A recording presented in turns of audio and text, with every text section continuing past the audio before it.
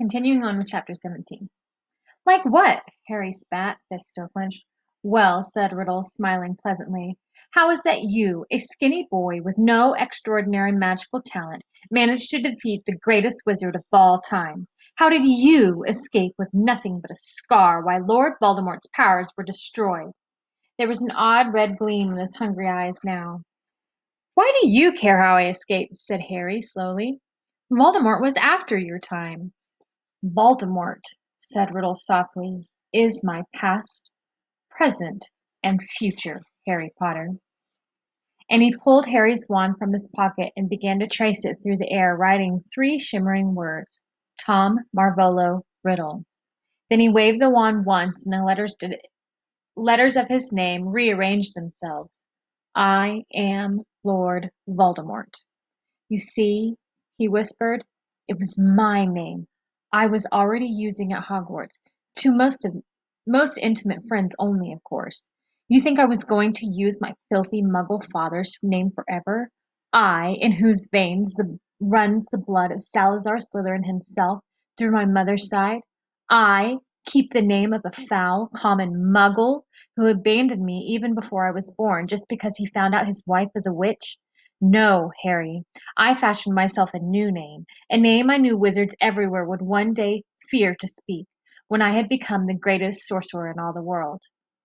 Harry's brain seemed to have jammed. He stared numbly at Riddle, at the orphaned boy who had grown up to murder Harry's own parents and so many others, and at last he forced himself to speak.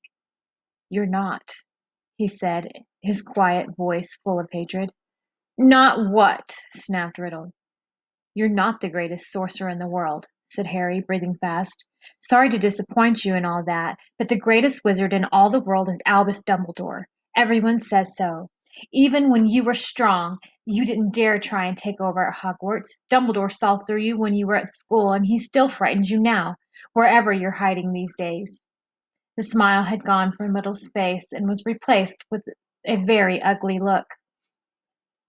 Dumbledore's been driven out of the castle by the mere memory of me, he hissed. He's not gone as you might think, Harry retorted. He was speaking at random, wanting to scare Riddle, wishing rather than believing it to be true. Riddle opened his mouth but froze. Music was coming from somewhere, and Riddle whirled around, stared down at the empty chamber. The music was growing louder. It was eerie, spine-tingling, unearthly. It lifted the hair on Harry's scalp and made his heart feel as though it was swelling it to twice its normal size. Then, as the music reached such a pitch that Harry felt it vibrating inside his own ribs, flames erupted at the top of the nearest pillar. A crimson bird the size of a swan had appeared, piping its weird music through the vaulted ceiling. It had glittering gold tail as a peacock's, and a gleaming gold talons, which were gripping a ragged bundle.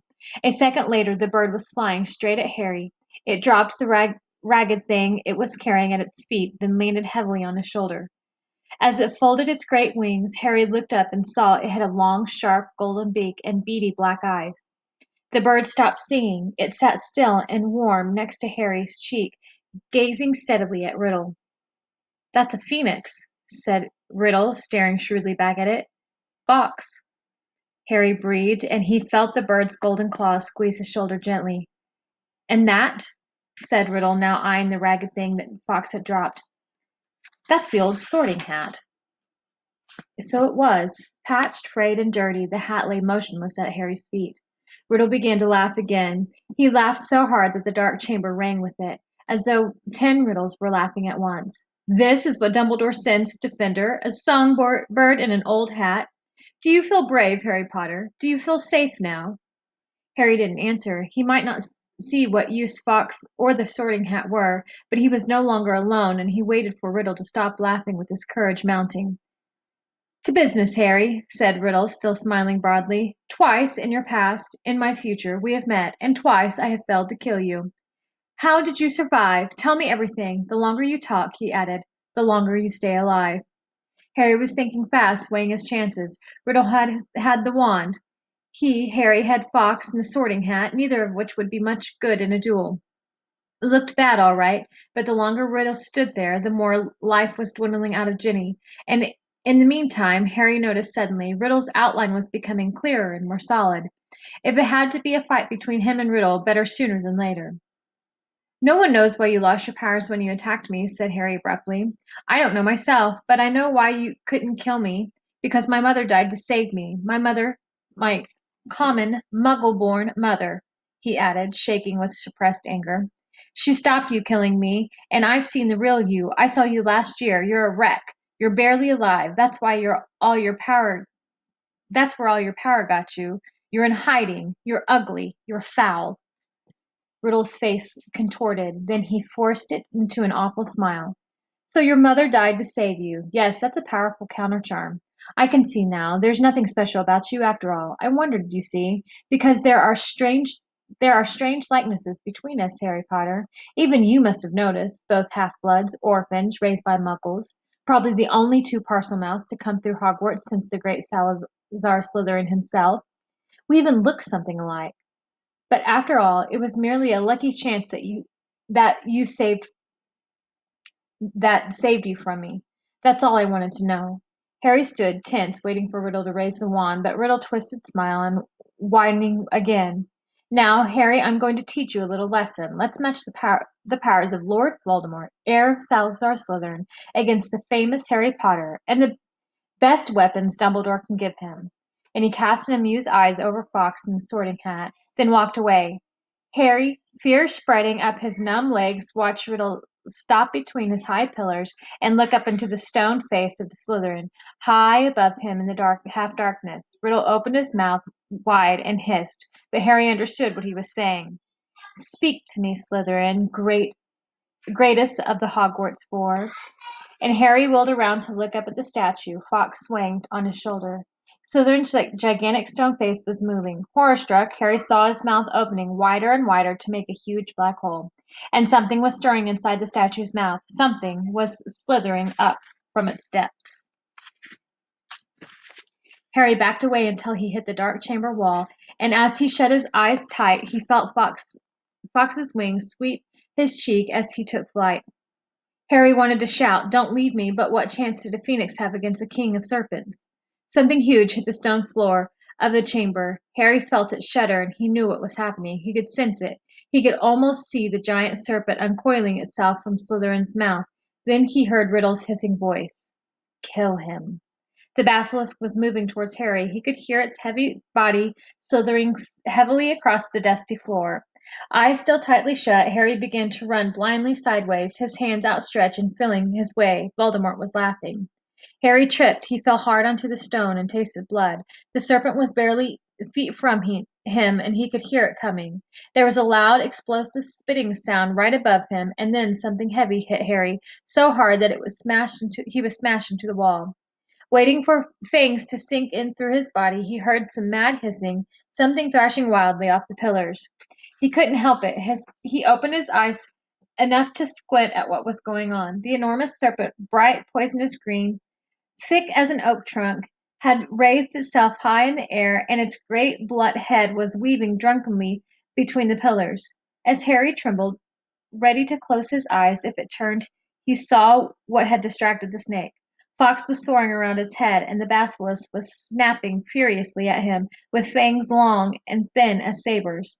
Fawkes dived, and his long golden beak sank out of sight, and a sudden shower of blood splattered the floor. The snake's tail thrashed, narrowly missing Harry, and before Harry could shut his eyes, it turned. Harry looked straight into its face and saw its eyes. Both its great, bulbous yellow eyes had been punctured by the phoenix. Blood was streaming to the floor, and the snake was spitting in agony. "No!" Harry heard Riddle screaming. "Leave the bird! Leave the bird! The boy's behind you! You can still smell him! Kill him!" And the blinded serpent swayed, confused, still deadly. Fawkes was circling its head, piping his eerie song, jabbing here and there as its scaly nose as the blood poured from its ruined eyes. Help me, Harry muttered wildly. "Someone, anyone." And the snake's tail whipped across the floor again, and Harry ducked, and something soft hit his face.